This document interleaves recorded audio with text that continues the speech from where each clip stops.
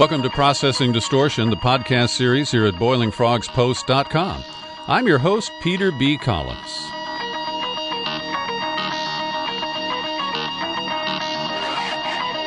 Today, we do an additional follow-up podcast on the events in Oregon that started on January 2nd with the occupation of the Malheur Wildlife Refuge.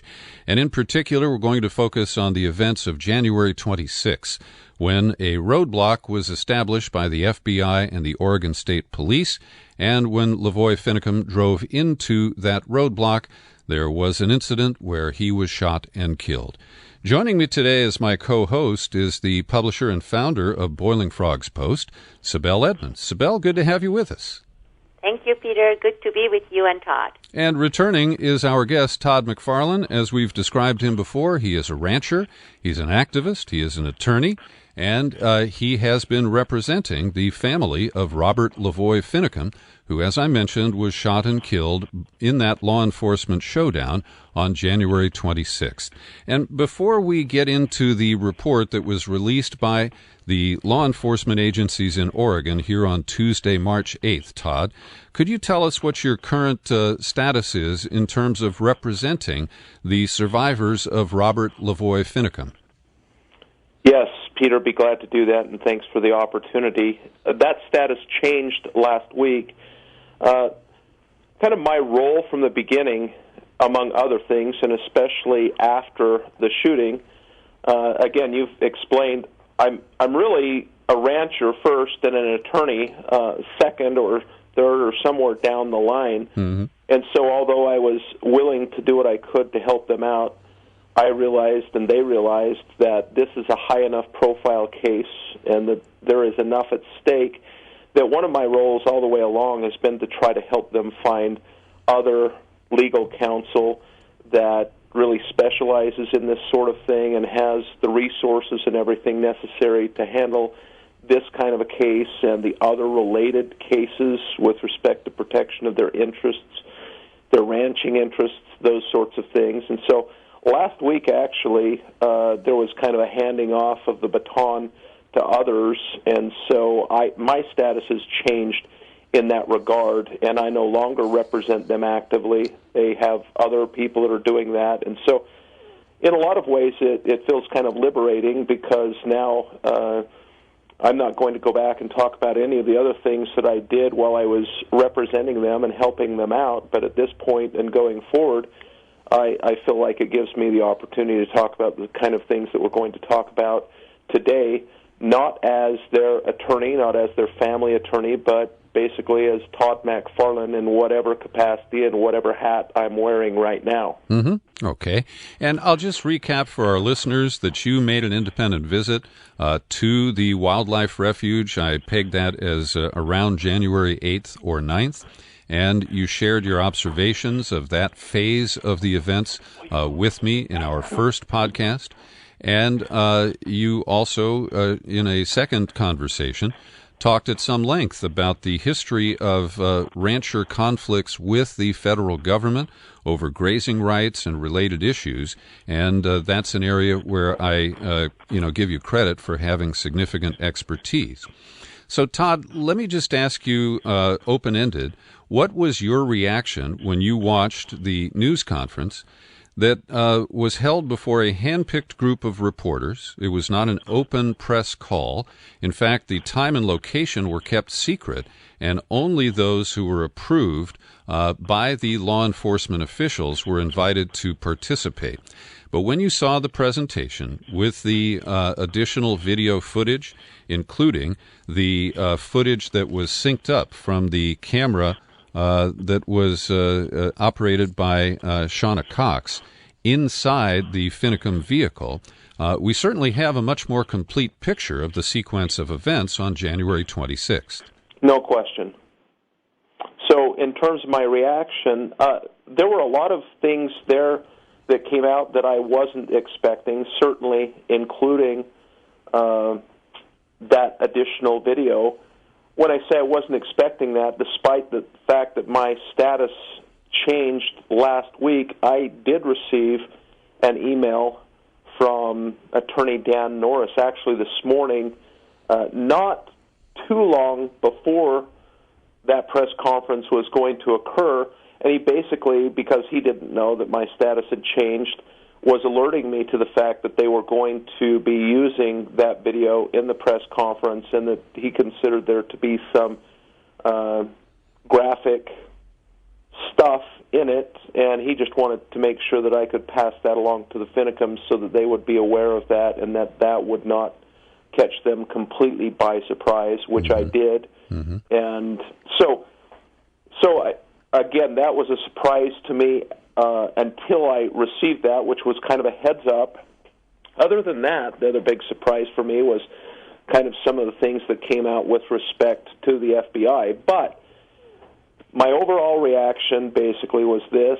To a large extent, it was about what I expected to have happen. I didn't necessarily expect that they would try to limit the press corps and the questions and the hard questions and all of those sorts of things, although it looks to me like that was all carefully choreographed and orchestrated so that there wouldn't be people there asking the really tough questions. But basically what I expected, and this is what I felt like happened, and this is what I feel like happens in most situations like this. I feel like the presumption is always in favor of finding a justified shooting. So when they investigate, basically what they're looking for is anything they can find to make a finding of justification.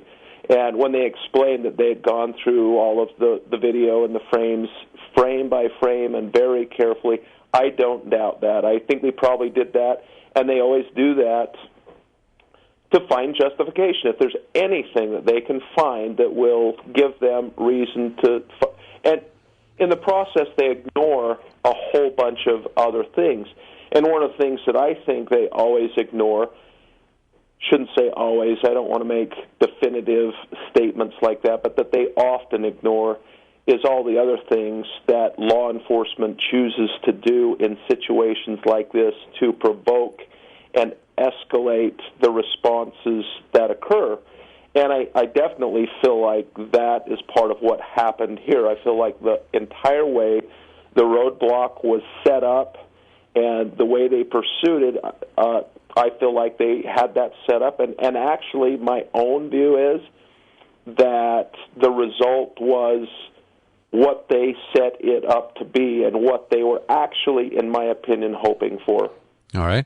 And let me ask you a direct question. Have you viewed the original unedited Shawna Cox video, and do you have any indication that they pulled punches or selectively edited the video to create certain perceptions? No, I definitely haven't. I don't think anybody but them has access to that video, because that video, as I understand, was shot on her phone, which was seized as evidence. She doesn't have it. No one else that I know of has access to that. So, no, I haven't viewed that. All right. And Sibel Edmonds, for the benefit of our listeners, you live in Bend, Oregon, and you have been monitoring this situation very carefully since it began on January 2nd. What was your reaction to the announced law enforcement findings today? Well, Peter, yes, I have been following this case closely, and I was not surprised with the outcome of that press conference or how it was conducted and how the media group that was specifically handpicked, like cherry-picking and allowed there, did not ask any hard questions. That's why they were accepted. It was RSVP. So when you submit the RSVP, they go through, those people who want to go there and attend, and they pick the ones that they want to pick. And many people who requested did not get any response. Maybe they were told that the room was full. I'm not sure what they were cited. It's just the fact that they didn't get any response. But let's start from the beginning, because there are at least two macro questions that nobody is referring to. I know a lot of people, they get lost in the details. We're going to get into that. The truck, for example, the autopsy report, etc. But there are some really significant macro questions that nobody in the media has tackled to this date. Nobody in the media has ever questioned, And that basically stretched into this press conference as well, because nobody in the room asked one of the most important questions. So let's start from the beginning. All the officials who participated in this news conference started off citing the main reason behind this ambush operation. They all unanimously stated that this operation was for the purpose of ending the unlawful occupation of the federal building in Malheur, and that by doing so, they wanted to return the building back to the federal employees, okay?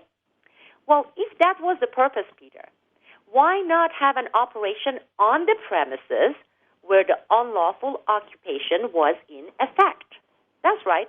I mean, for weeks, law enforcement was able to meet with these individuals, the occupiers, communicate with them on the premises. For weeks, the occupants were able to freely leave and come back to the occupied area and travel in and out. Yet, the feds, the state, the law enforcement conducted this operation when the main leaders had left the occupied area, were on the road to a different county for a meeting, meaning they no longer had the status of occupiers at that point. They were not occupying anything. They were in a car. It was not a stolen car. And they were lawfully armed. They had their permits for their weapons. They were accompanied by women. And they were peacefully on their way to a meeting with a law enforcement officer, a sheriff in a different county, in a Grant County. Now, why conduct and execute this operation at this specific time, at this specific location, while the targets were not in the process of unlawfully occupying anything, in fact, not in the process of doing anything unlawful? Well, why conduct this first operation, their first operation, outside the occupied area and against people who, at the time, were not even engaged in any unlawful act? If the intent, as they stated during this press conference, was to take the building back, with the leaders away, why not go to the occupied building with warrants, conduct an operation, and apprehend those who were actually engaged in the act of supposed unlawful occupation? I mean, you would think this is one of the first questions every media outlet should be posing and asking, right? But they haven't. And because of that, the public opinions have been swayed because they are right now thinking and acknowledging facts that are not facts, and we are looking at massive cover-up. So this is one of the most important omissions, both on their behalf, the law enforcement, those responsible, but also the U.S. media who has been covering this, that I see, and I would like to have your take on this, and also Todd's. Well, let me ask Todd, what was the status of Ammon Bundy and the individuals who were in these two vehicles on that day? Had they been charged with a crime, any crime whatsoever? Not to my knowledge. To my knowledge, they hadn't been charged. There may be things that I don't know. I don't think that they had been charged. In fact, I think that there's quite a bit of confusion about whether or not there was anything pending, and if, in fact, there had been any arrest warrants issued at that point in time. I don't want to speak definitively about that because I don't know the answer, but I've heard questions to that effect, and I question it myself. Well, all the news accounts that I've seen, Todd, show that they were charged after they were apprehended. And That's right. So Sibel raises a valid point about the overarching frame of this event. Now, I can hear FBI and law enforcement people, and I'm inserting this on a speculative basis, I want to be clear, but I can hear them saying, oh, well, they were suspects in an obvious situation, and I still think that it's a stretch. I can't find a legal basis, as Sibel points out, for this dangerous roadblock and the confrontational approach that they took. And Sibel makes a good point that they enunciated at the beginning of this news conference what their objective was on that day. So I think it's a very interesting point. The way that, I believe they frame these things is that it's just obvious to everyone that they were illegally occupying this federal property, and therefore the government has the right to take action against them. But I think that's a fallacy, and it's not, properly laid out. The other factor is I think that the FBI was desperate to avoid a confrontation like Waco or Ruby Ridge, and they probably felt it was easier to grab these people off-site than attempt to take control of the facility that they were occupying. Well, let's kind of think through this. I mean, as far as I'm concerned, and again, I'm not an expert, and Peter, you've talked about how I shouldn't be all that concerned about the language that I use in some of these interviews, but as far as I'm concerned, they took a completely ass-backwards approach here. First of all, they knew what they were doing. I mean, there's no question in my mind that the FBI and Oregon State Police knew exactly where they were going, exactly the reason why they were going there, and I think it goes back to Senator Wyden's statement, this is a virus that we've got to stop from spreading. I think that we have to understand that that was basically the position that those elected leaders, and that includes Governor Kate Brown, and that includes the senators, they did not want them to go sit down with Sheriff Palmer. They wanted to stop them from doing that, and I think that had a lot to do with the timing. All of a sudden, they're scrambling around. They're trying to do everything in their power to stop that from happening, even though they're trying to explain that that's not what's going on. From my perspective, if they wanted to set up an operation like this and do it in some kind of reasonably justified way, then why not let them go sit down with Sheriff Palmer, and then when they come back, have a roadblock set up that doesn't allow them to re-enter the refuge. So they do their thing, they come back, they find out they're not able to re-enter, and so what do they do at that point? I mean, they can't re-enter. They had roadblocks like that for weeks afterwards. I'm not even sure that they would have had to apprehend them or do anything. If they got their charges, if they got their paperwork in order, they would be able to do that. And then, frankly, they could have just essentially sat on the whole refuge situation and just let it play out with whatever occupants were remaining there, somewhat like they did anyway. Tell them, if you want to leave, go ahead. If you want to stay, we can talk about that. But basically, the federal government was in a position that they could have waited everyone out, and I don't see that that would have hurt anything. So I think they had a whole bunch of ulterior motives that they're trying to cover with their explanations. That's my view. And Todd, what you just described is an interesting scenario that, by all accounts would have been available to the FBI and the Oregon State Police if they had chosen a de-escalation path. That's what I'm trying to explain. They want to make it sound like they've done everything they can to avoid violence and to avoid this outcome. But what I see over and over again, unfortunately, is law enforcement doesn't really seem to understand what it means to de-escalate instead of escalate. From my perspective, it looks like that's what they were trying to do, and I've received a lot of input about the way they set up the roadblock, all the personnel that were there. Basically, the conclusion from a lot of people is they were basically setting up what is often referred to as a kill box. They intended, if at all possible, to do something like this. They really, it looks like this is what they wanted to have happen. And we're going to talk about LaVoy Finicum later in this discussion, it sounds like. But my view is that he is probably the person that they were targeting the most to have this outcome happen to. That will be my view. We'll come back to that later. All right. Sibel, did you want to make another point? Yes. My second out of the 3 points, macro points that I was talking about, had to do with the justification for Finicum shooting.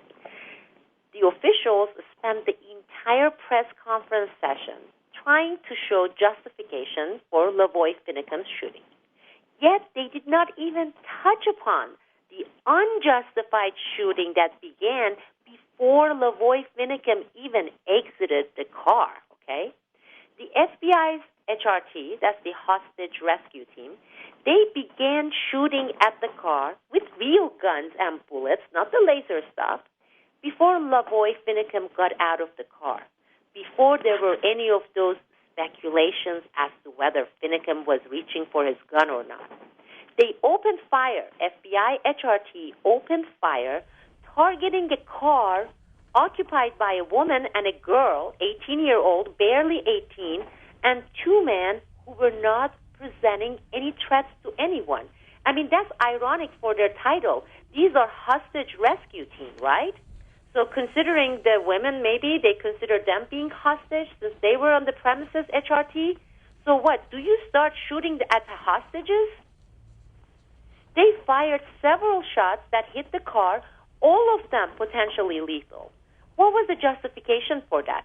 There was none. Well, somebody Sibel mentioned something ridiculous that they could have used the truck, the car, the SUV as a weapon, as a dangerous, lethal weapon. But that doesn't really wash.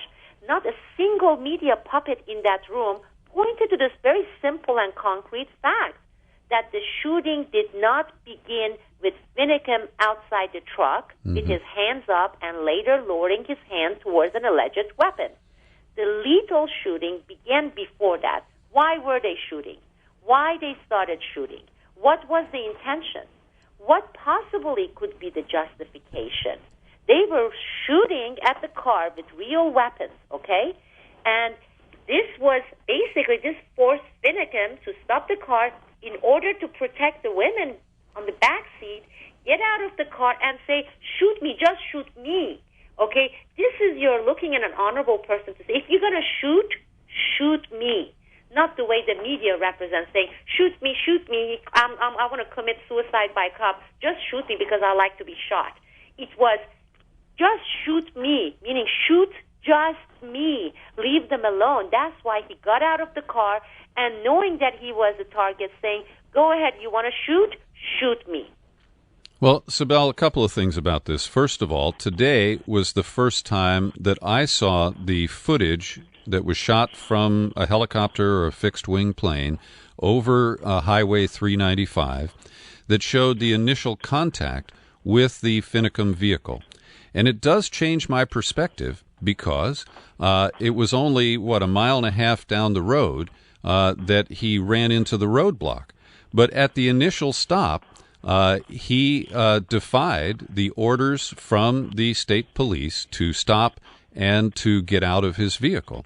And so at that point, he did become a fugitive and was, running from a police stop. And as he approached the roadblock, they said it was 70 miles an hour, and then as he came around the bend, he appeared to slow down to about 50.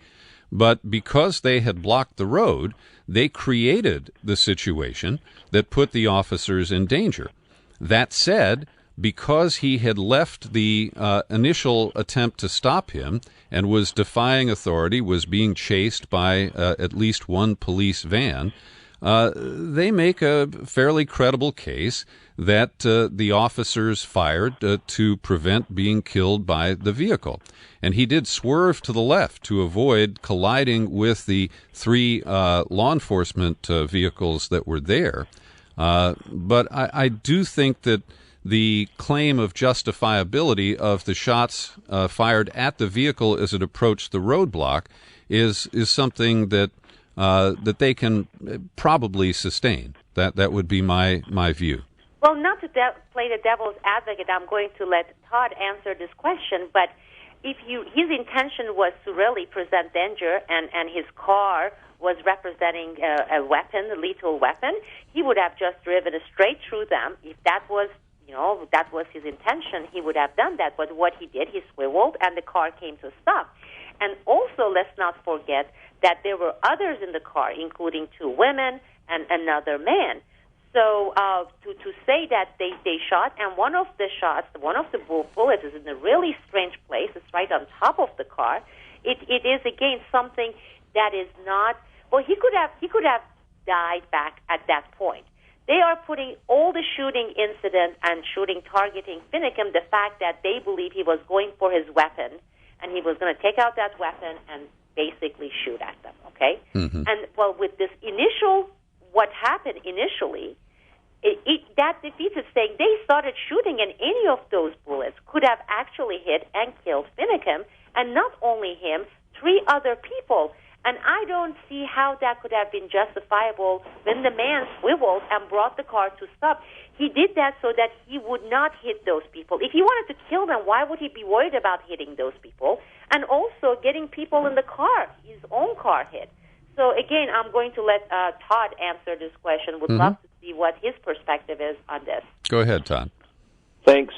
So, yeah, if you look at this situation and compare it to other situations, high-speed chases, that sort of thing, where people might flee, and from my perspective, I think a lot of times when those situations are analyzed, and as far as I understand, a lot of law enforcement agencies have completely changed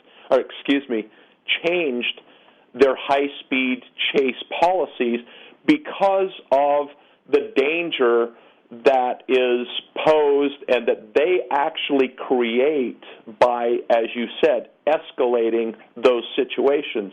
So if we look at this situation and we compare it to those other kinds of situations, and of course they're trying to say, well, it was all completely justified because he stopped, he talked to them, they told him to stop, to get out of the vehicle, and he didn't do that. He drove on. So he didn't obey a lawful order, if you will. According to my understanding of the law, and I've studied this quite a bit because I've handled some of these cases, failure to obey a lawful order is not justification to engage in lethal force. I mean, it may be a problem and it may be something we have issues with, but just because someone doesn't obey a lawful order doesn't justify drawing a firearm and starting to engage in that lethal force. I just have a really hard time seeing that be legitimately justified at any level. Now, I'm not going to disagree. I wish that LaVoy hadn't reacted the way he did. I wish that would have happened differently. I'm not trying to defend that. But I don't think it justifies them then shooting at the vehicle. Now, there's all kinds of speculation about what should happen, and I actually had the opportunity recently when I was back in Oregon to drive that same stretch, to pay close attention to all of that, where things were, and those sorts of things. And until you've had an opportunity to do that and kind of understand how windy that road is and that sort of thing, I don't think that, it's really fair for most of us to try to completely understand and pass judgment on what may have been going on there. He was driving fairly fast, that's true. He stated his objective was to get to the sheriff. I don't think he anticipated that he would encounter a roadblock like that. When he did, going as fast as he was, then he had to do something. So instead of plowing into the roadblock, the vehicles, the officers that were there, it looks to me like, tried to avoid doing that, which and again, they said he could have stopped. Well, maybe he could have, I don't know. We can speculate about that. But maybe he was hesitant to stop, and by the time he decided whether he should stop or do anything else, it was too late at that point in time.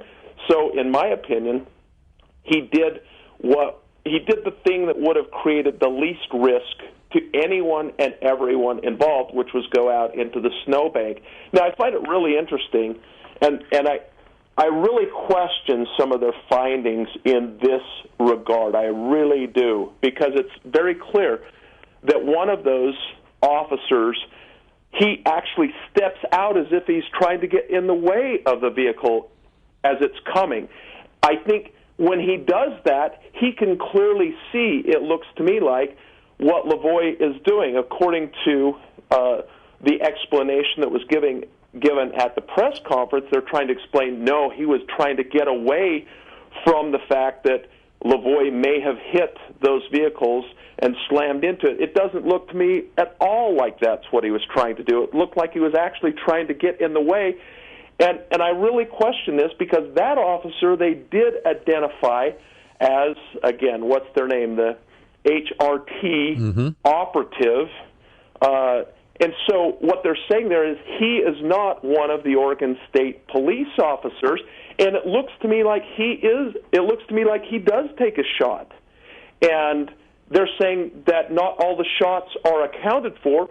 And as you watch that, and with the diagrams and everything that they showed, and maybe I need to go back and relook at that, but it doesn't look to me like they accounted for any shots through the windshield. And from what I can see in watching that video, it does look like some shots came through the windshield, and that's what the witnesses said, and it looks like he would have been in a position to do that, and he's not one of the Oregon State police officers, so I've got some real questions about all of that. Number one, why he would step out the way he did, why he did that, whether he shot or not. Do we have any real clear answers to any of those questions? I think those are some of the hard questions that have not been answered. I don't think there's even been an attempt to answer those questions. That's just the way I see it. Well, and Todd, they're pulling this curtain of a continuing investigation down over the obvious critical issues about the shots fired by these FBI team members and the fact that they lied about it. They overtly went to one of the investigators who had heard that FBI shots had been fired and said, no, we didn't fire our weapons at all. And so their motive to cover this up is something that I think is critical to a full understanding of the event. And your point is well taken, because while it's easy for us to imagine how we would respond, it's fair to say that in those circumstances with a vehicle coming your way, you make a split-second decision. But I would have been more likely to jump behind one of the law enforcement vehicles than to try to jump into the snowbank as this truck was coming at them at 50 to 70 miles an hour. It just makes no sense to me. Now, let's continue to kind of analyze that from the investigation standpoint, and this is kind of what I see happening there. If you're Dan Norris, if you're the investigators involved with the major incidents team, I've already explained that from my perspective, they, in those situations, are trying to do everything they can to conclude that a shooting is justified. So it takes a lot for them to conclude otherwise. It has to be, it would take an awful lot. I want to also talk about, just again, I don't think a lot of people understand this, and that is that the standards for finding that a shooting was justified for purposes of an investigation like that are not the same standards that apply in a civil rights case that would apply to the use of deadly force. In other words, in a wrongful death case. Mm-hmm. There are different standards there that will get into all of those other questions. There are some important decisions out there, including from the Ninth Circuit, that say if the law enforcement officers engage in actions that actually escalate and provoke the actions that ultimately led to the use of deadly force, that has to be taken into consideration. And I think that's exactly what happened here. I think these officers did a whole myriad of things to escalate and actually provoke those actions, including, and the courts have talked about this before, even the use of non-lethal projectiles can be viewed as a means of escalating and provoking a further, again, if they're given the opportunity to de-escalate or escalate, what do they do? And if it's always an attempt to escalate, then this is the sort of thing that often happens. But I'm really troubled. I want to come back to the point I was trying to make there. You've got the investigators, and you've got the Malheur County District Attorney who's overseeing the investigation, and they're trying to do what they can do to find a justified shooting. There's no question in my mind about that. But even when they're trying to do that, they find that there's a whole bunch that they can't account for. And what they find is that there has been a cover-up by the FBI. And they can't get a straight answer from anyone. And this is even more troubling because it's obvious at this point, even the FBI and the Department of Justice can't get a straight answer from anyone. And they don't know what happened. They don't know who did it. And I have no idea where this is ultimately going to end up, but I have no confidence whatsoever in what they're going to find at this point. I mean, it looks to me like it was basically a rogue operation that they can't justify. So one of us here used to work for the FBI. Sibel, let me ask you this. The way that these members were told there were at least 5 agents who were part of the hostage resolution or rescue team. They are based at Quantico. They just parachute into events like this, and they seem to be pretty high-ranking inside the agency. In your view, are they somehow untouchable? Because it is really puzzling that they would repeatedly lie about a simple fact that could be deduced from the evidence, that, yes, they fired their weapons at least twice. And to try to, delete that from the record and to essentially force the hand of the Oregon investigators to expose this, it just strikes me as completely unnecessary. And, they seem to have enough juice that nobody was going to ask these questions in a confrontational way anyhow. Well, two-pronged answers for this question, Peter. Number one is, if you talk to any former FBI agents, the ones who were good people, or any FBI whistleblower, they will tell you that untouchability is almost always granted to FBI's action.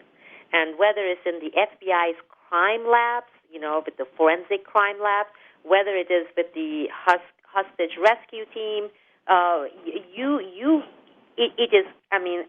cited before we started recording the number of cases being investigated, and in every single one of those clearing the FBI. But there is something further in this, because FBI is very sure that these investigators here in Deschutes County, and they are totally the butlers of the governor, Oregon Governor Kate Brown, that they are not going to press the FBI.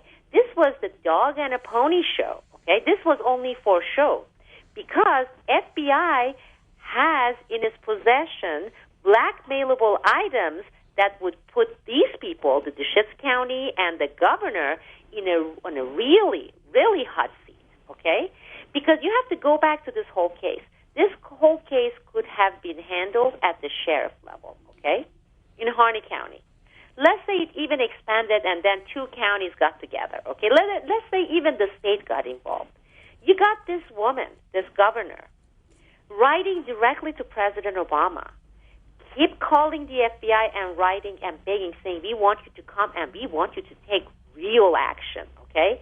I mean, this woman, her nickname supposedly before she was elected was Gangster Brown.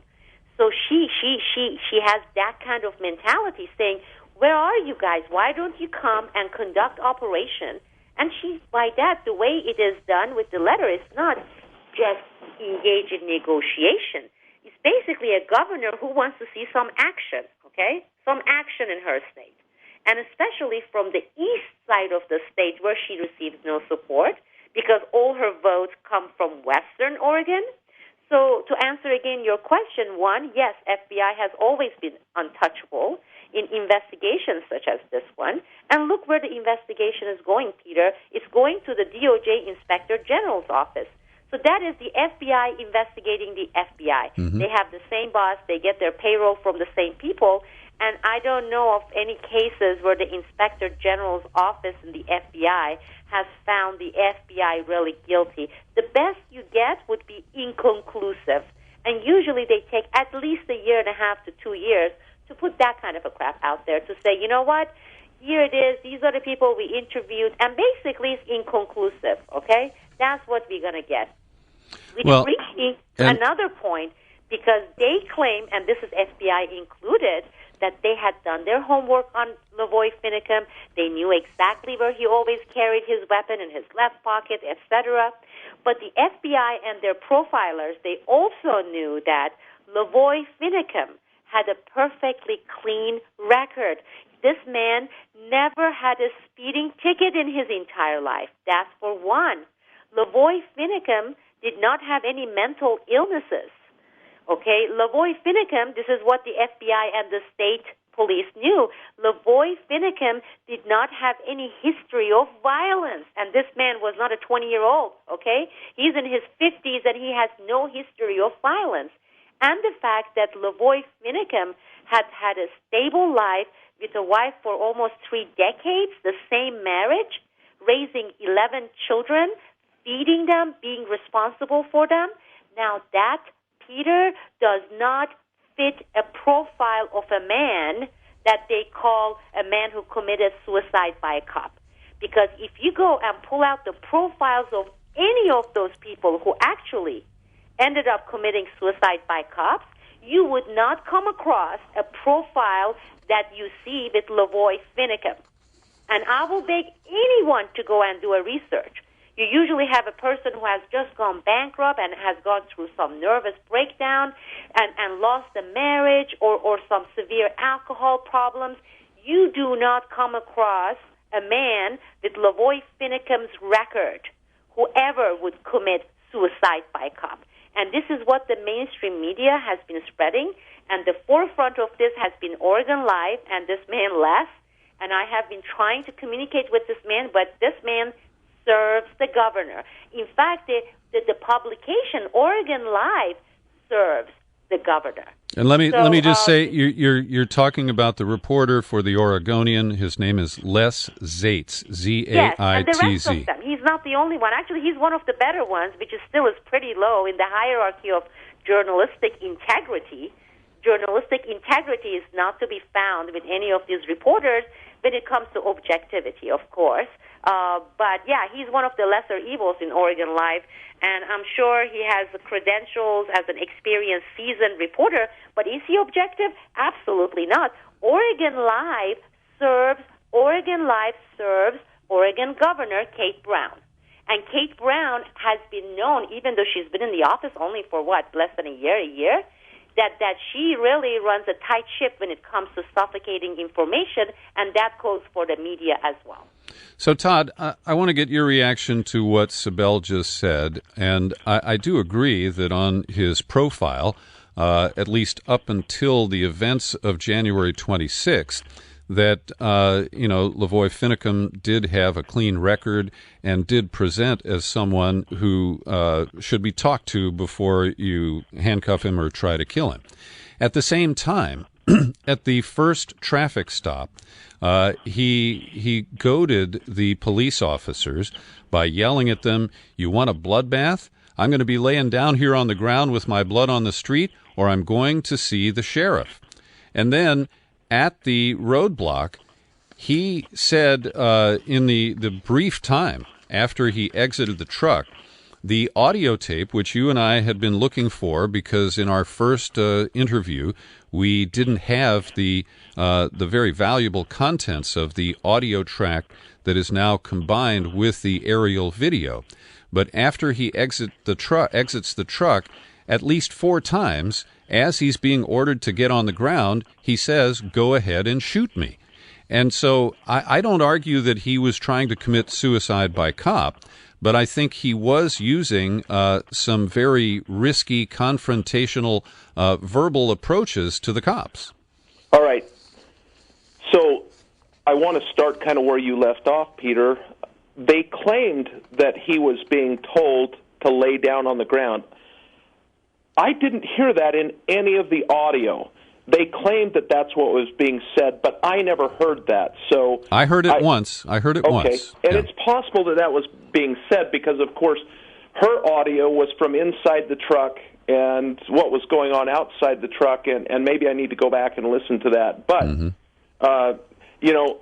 they emphasized that over and over again, that that's what he was being told to do.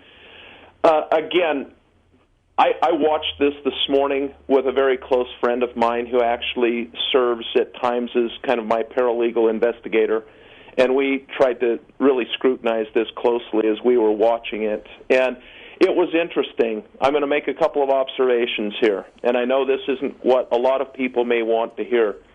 But when LaVoy stopped the first time, one of the things that struck me, and it's true, he was saying things, but I was amazed at the calmness that he was talking to the officers. And my good friend said to me, well, I'll tell you what. One thing, he had a set of balls. You know, he was telling them, we're going to see the sheriff. Mm-hmm. I intend to go see the sheriff. And he told them over and over again. He was basically, again, I just don't think we see many Americans today who, and again, the way everybody else wants to look at this, but he was being told by a law enforcement officer to get out of his truck. But he was saying, you can come to Grant County, you can follow me there. He said this very clearly. We intend to go meet with the sheriff, and you can come join us. You can come join us. So there's a big question about whether they actually had any pending charges or any actual warrant for the arrest at that point in time, in which case there is a big question about whether or not they really had any justification to claim that they were giving any lawful orders. But LaVoy was basically saying, I'm calling your bluff. I want to go see the sheriff. And you know what? I feel strongly enough about this. I'm not going to threaten you. I'm not going to pull a gun.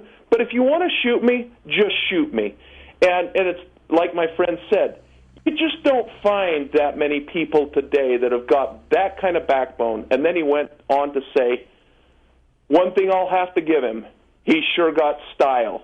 You know, when I compare LaVoy Finicum and how he handled that situation calmly, if I could put him up right next to the FBI who tried to explain what had happened, and the Department of Justice's spokesman, and compare the straightforwardness, the straight shooting approach of LaVoy Finicum versus the squirrely attempt to fabricate and explain your way out of everything of the government. I mean, in my mind, there's a black and white difference between the two, and I look at LaVoy Finicum and I say, you know, whether you agree with the principles he stood for or not, from start to finish, including his record as a family man, his squeaky clean record in every way, shape, and form, the way he approached that, the way he approached everything at the wildlife refuge, the way he communicated with people, he was a straight shooter. He said what he thought. He did what he said he was going to do. And when I compare that with the alternate approach taken by the government, I just don't see how anybody can look at that and not say, you know what, LaVoy Finicum was quite a man. Well, there's no question he was ballsy. Todd, I will freely concede that. Whether it was wise to be I'm as not saying it was wise. I understand. You know? You didn't, and that's why I'm raising that as a separate observation. But let me turn to an issue that is really glaring, and this hand-picked subsection of the media that was permitted to attend this news conference today didn't raise any question at all about Mark McConnell. And Mark McConnell, as you and I discussed previously, Todd, showed up kind of late in the process. He insisted on driving Ammon Bundy to this meeting with the Grant County Sheriff Glenn Palmer that day, and he walked away unarrested while Ammon and the others in that vehicle were, I believe, all arrested, and all of the people I guess, well, almost all of the people in LaVoy's vehicle were arrested. So for Mark McConnell to walk away and for the media to have zero questions about his role, to me, is one of the things that just begs for deeper investigation. He does appear to fit the profile of a paid informant. Well, there's no question about that. And exactly what his background is and exactly what his identity is, I don't know. But if you stand back and you analyze what went on there and you have some understanding of the actions that he undertook, which did not, at least to me, appear to be that different in any regard from a number of people who have ended up being charged. So, in other words, he was there. He was with them. If there is any substantive merit to this whole concept that they were somehow impeding federal officers from doing anything, it does not appear to me that the others were impeding anyone any more than he was. So if somehow collectively or individually there was some kind of impeding going on, he was just as guilty of that impeding as anyone else was. And if there was any conspiracy to impede, because it does not appear that they really care when whatever discussions occurred. There's no question that he was involved in discussions with those people, Ammon Bundy, Ryan Bundy, the other people involved there. So it looks to me like, I mean, when you say paid informant, it looks to me like whether he was just a paid operative, I don't know how best to describe or what label to use, but it looks like, and I don't know if he is actually one of their actual operatives or a private individual that was paid to do that, or whatever the case may be. But like you say, a person can't do anything but be very skeptical and have a lot of questions about how that happened and why it happened the way it did. And Sibel, do you have a comment about Mark McConnell? No, that's another interesting angle that I do not have much information. I should have, but I'll totally rely on Todd's perspective on that because he's much more familiar than I am. But before we wrap up this session, I really would like to take a few seconds here and mention something that is very important and engage in this call to action, because from what I understand, and this is based on several sources, information coming from several sources, there are good, conscientious people who have had access to information in this case, in Finicum's shooting, and these good people, their conscience is bothered because they know that from the governor to others involved in this investigation, we are facing a massive cover-up, that there are certain pieces of significant pieces of information that have not been made public. They're being covered up, and these people have first-hand information. And they have all the right to feel bothered by what they know. They have all the right to consider having blood in their hands if they don't do something about it or if they don't say something about it. As someone who blew the whistle and went through a torturous journey, I would do it all over again, despite the cost that we endured, both as a family and I have endured. And my call to these people is, please come forward. Please get us the information. Don't go to Oregon Live. Don't go to Fox News. Don't go to the mainstream media. Don't go to the FBI's Inspector General's office. Don't go to Congress, because these were the actions taken by hundreds of government whistleblowers. And guess what? It doesn't get you anywhere. Contact me, contact the attorneys, contact Todd McFarlane, and come forward. I know it is tough. I know it will be tough. I would want to let you know that, yes, it will be tough, the consequences, the retaliation, but not doing the right thing will come in the long term with much worse consequences, because you are people who, to start with, have conscience, and you are conscientious. So we are asking because we know that they are there. They are different people in different departments, in whether it's county, state. I know that they have been considering. I know that they have documented information. We are looking at a case of a murder, homicide, and it is incumbent upon good people to do the right thing. So I'm urging them. I'm urging them to provide us with the information and let us provide the public with the needed information for the truth, for the justice.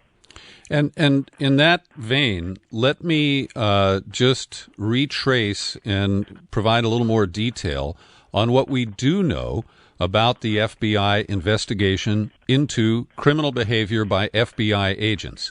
And, Sibel, you referenced that before we started recording, I mentioned that in the last 150 cases where the FBI was investigating a claim of an unjustifiable use of force, the FBI cleared the FBI in 100% of those cases.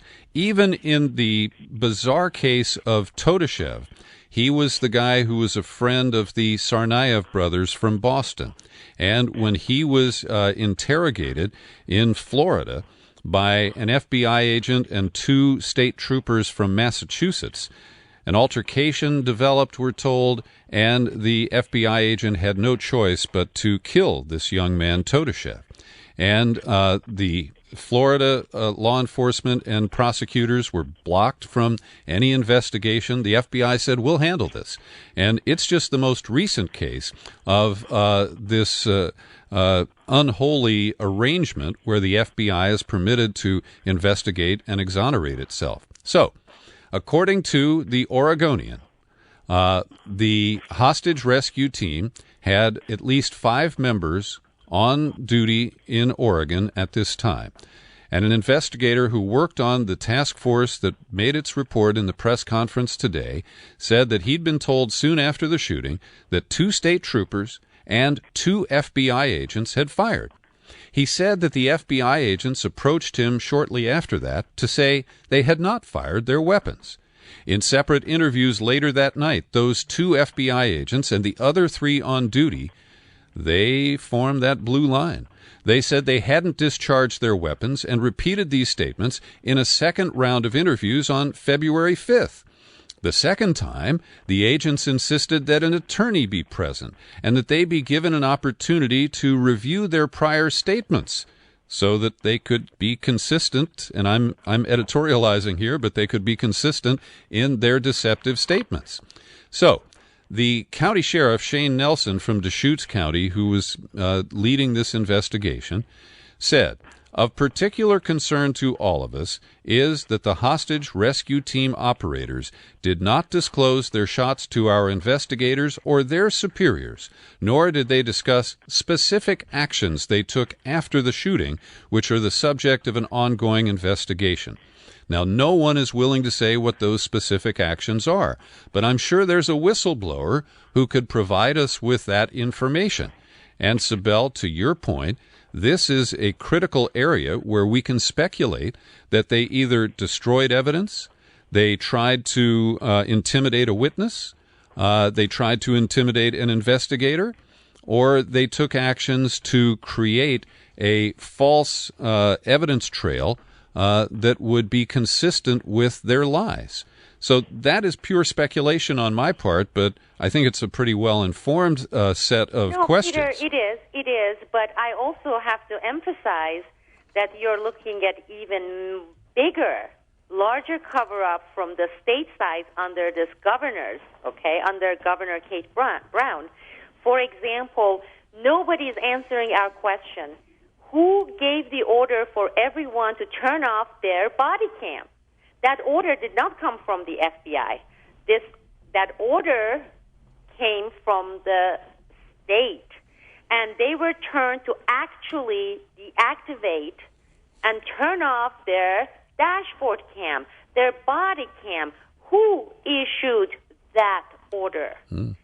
And we have a pretty good idea, and there are insiders who have documented information. But as you would see, Oregon Live would never pose that question. Isn't that important? I mean, they turn on their dash cam and their body cam for regular traffic stops. And in an operation like this, involving these stakes, why were they told to turn off everyone? And by that, I mean everyone, to turn off their body cam, Peter? Well, that's a very important question. Todd, what's your comment on these issues? Well, one of the comments that I wanted to make, and I think that Sibel has raised some very interesting questions that I find very troubling, but I think it goes beyond what we're even talking about with respect to the officers, or I'm going to call them the operatives, because we don't know exactly who and what they were. We know that there were hundreds of FBI agents in Harney County. We don't know exactly who was doing what. We know that there were snipers in the trees. We know that there were all kinds of operatives in that area at that time. But this is something that I find particularly troubling with respect to the issue we're talking about right now, with respect to those stray shots that are unaccounted for, and it doesn't sound like there's going to be any accounting for, and it sounds like there's no question there is an outright cover-up regarding those, and I think that that cover-up goes all the way up the chain, and this is the point I want to make. Sheriff Shane Nelson said, "We have accounted for all the shots fired by the Oregon State Police." So these other... He said we were puzzled. We couldn't figure out where these other bullet holes came from. And to be honest, I'm not sure that there weren't more. You said it right, Peter, at least 2, and I'm not sure that there weren't more than that. But that's what they're acknowledging, that there were 2, and he's saying all those shots fired by Oregon State police officers have been accounted for, so that means that it had to be these HRT operatives that fired the other shots. When it came time for Special Agent Brett Singh to talk about it, all he was willing to say is they didn't know who had fired those shots. Right. In other words, he wasn't willing to acknowledge that it was the HRT members or operatives. In other words, basically he was saying, well, maybe it was the Oregon State police officers whose shots had been accounted for. And so my position at that point is, if you've got people with that kind of responsibility taking that kind of an attitude and not willing to accept any responsibility and basically engaging in the same kind of cover-up that's going from top to bottom, I find that extremely troubling. And Todd, just watching, and I wasn't in the room, but my perception was there was clear tension between the district attorney, Dan Norris, and the sheriff, Nelson, and the FBI agent in charge who you referenced. And Norris was actually more forthcoming, very clearly limiting his investigation to the shots fired by Oregon State Police, which he enumerated at 6. He said there were a total of 8 bullets found, and he clearly inferred that those other 2 shots were fired by 1 or more FBI agents. The FBI agent in charge walked that back and muddied the waters and said, well, we just don't know where those other shots came from, and that's why we're having an investigation. So to me, there was a clear divide between the state and local people and the FBI, evident in this news briefing. And so just to take that a step further, and this was a statement that troubled me, in the context of this discussion and just the context in general based on my background. So one of the things that Sheriff Shane Nelson said was, but at the end of the day, I have complete faith in basically law enforcement and the criminal justice system. And he didn't say just here locally or what we're doing or anything. He didn't refer just to Attorney Dan Norris, who it looked like he was being just as sincere and genuine as could be. And frankly, I found Sheriff Nelson to be basically the same way, forthcoming as he could be in the interview, given what I think their marching orders were. But I compare that then to the FBI and the Department of Justice's approach, and I just think it would be hard to make that statement with a straight face, that you have complete faith in law enforcement and the criminal justice system, given what we've just heard and given what we've just seen. And we know that there are all kinds of unaccounted for questions here that aren't answered, but yet we've still got complete faith. I just really scratch my head about that. I reacted the same way. I considered it to be a kind of overcompensation by the sheriff. Sibel? No, I have to agree. And again, based on some of the information that I have been receiving, I'm not going to let the governor here and her roll off the hook, and I would like to underline it several times and emphasize it. Okay, very good. I'm about to wrap up, and I just want to ask each of you if there are any topic areas that we didn't touch on related to the events of January 26th that you'd like to bring up before we close. Todd, you first. You know, it's a technical detail, but it's one that's been stuck kind of in the back of my mind, and you know, I wouldn't have mentioned it except you asked, Peter. One of the things that they talked about over and over again was that, and again, I think we're into a couple categories here where if you really analyze this, I think there's a line from Shakespeare or something to the effect that he doth protest too much. From my perspective, they were trying to go overboard to explain a couple things, and one of the things that they were trying to explain, because most of the pictures that you ever saw of LaVoy Finicum were of this very traditional Western revolver on his right hip, and he always had that. Now, this question of whether or not he carried a concealed weapon or not, they said that there were pictures, and it was always shown in a shoulder holster on his left side. Well, if that's the case, where was the shoulder holster, you know? So it would seem to be, if that was the case, and there are so many pictures, and they emphasized so many times in the explanation, well, he always had, or there were all these pictures that showed the shoulder holster, the shoulder holster, the shoulder holster. Well, where's the shoulder holster? My understanding is, and it will be interesting to see what happens, but my understanding is there had been a discussion among those parties, and they knew, and I think I've talked about this before, they knew that the permits that Sibel has referred to, they did have valid concealed carry permits in the states where they were residents, but those didn't have reciprocity in Oregon, so they couldn't concealed carry those firearms legally in Oregon, but they could open carry. But they had talked about this, and they talked about the fact that they couldn't open carry in public meetings like that without alarming people. So in their discussions, they had talked about the fact that they would simply not carry any weapons at all on their persons. They would do that despite however else they've been portrayed. And my understanding is that was basically the understanding between them. And so, again, I've just heard too much, seen too much. There is too much speculation about how that alleged loaded 9mm pistol might have ended up in his coat pocket when everybody, including the FBI, not the FBI necessarily, but Sheriff Nilsen talked about over and over again how LaVoy carried any weapon like that was in a shoulder holster, but there wasn't one on that occasion. I'm struggling with that a little bit. Yeah, and let me just say that it's certainly easy to imagine that photographs could be manipulated when the FBI controlled the corpse and all of the evidence that would have been in the truck or on his person. And so we have to be openly skeptical and demand that they prove it. And that's the whole process that I engage in here, of being skeptical of official versions of events and demanding to see the proof.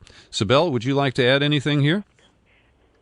In terms of topics, we have covered everything that I can think of, Peter. We all have done a good job, I think, considering how big, massive this case is. But I just want to go on record and emphasize the fact that I started researching this case around mid-January, but when I went to the memorial funeral service for LaVoy Finicum, I took on this case, I signed on to this case, and I am not going to let it go. And I am working with you. We are not mainstream media. We are not media with any agenda. We are proud to be a media outlet that emphasizes and values integrity. And this case is not going to go away as far as I'm concerned. I'm going to stay on top of this. I'm going to follow, and I'm so thankful to see that there's at least one person in this whole case, because it's been a very difficult case. You have various militia factions. You have state-level players. You have county-level players. You have the feds.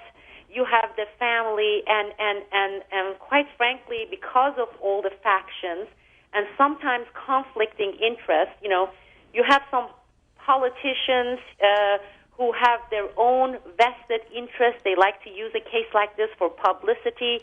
So it is a very hard case to maneuver in, and I know it's been a million times harder on Todd because he's the one who has been carrying this case. But we're not going away. And I would gangster governor or not, CoverUp or not, abuse of authority or not, the mainstream media painting this case as a slam dunk case and painting LaVoy Finicum as a man who committed suicide by cop or not, we are going to remain on this case, and we are going to seek justice, and we want to seek truth, get the truth, and give it to the people, because that is what they are being deprived of. And believe me, the cost is being paid by all of us and by the people. This is not something that has consequences on either LaVoy Finicum or his circle or his family. This case has implication on all of us. So we are not going anywhere, and we are remaining on this case, and we are not going to stop seeking answers and then consequent justice. And let me just extend your comment, because this is a perfect case study of the kind of journalism that we are proposing for Newsbud. And this is the new independent journalism site that Sibel and I and Pepe Escobar, Guillermo Jimenez, Bill Conroy, we have a number of people committed to this project. And we are seeking funding right now from people like you. We're certainly not going to get it from the government. We're not going to take it from foundations. Advertisers would not be interested in this kind of important work. We're turning to you, the general public, to fund our news operation, because that's the only way we can be uncompromised and approach these kinds of stories with the kind of skepticism and objectivity that is so sorely missing from the mainstream media. So log on to newsbud.com or go over to Kickstarter and enter Newsbud in the project window and spread the word. If you're capable of contributing, we would definitely appreciate it, and we hope to bring Newsbud to life later this year. Todd McFarlane, thank you for joining us again to talk about these issues. And Sibel Edmonds, a pleasure to be with you again today. Much thanks. Likewise, Peter. Thanks for listening to this episode of Processing Distortion. As always, I welcome your comments and feedback. You can email Peter at peterbcollins.com.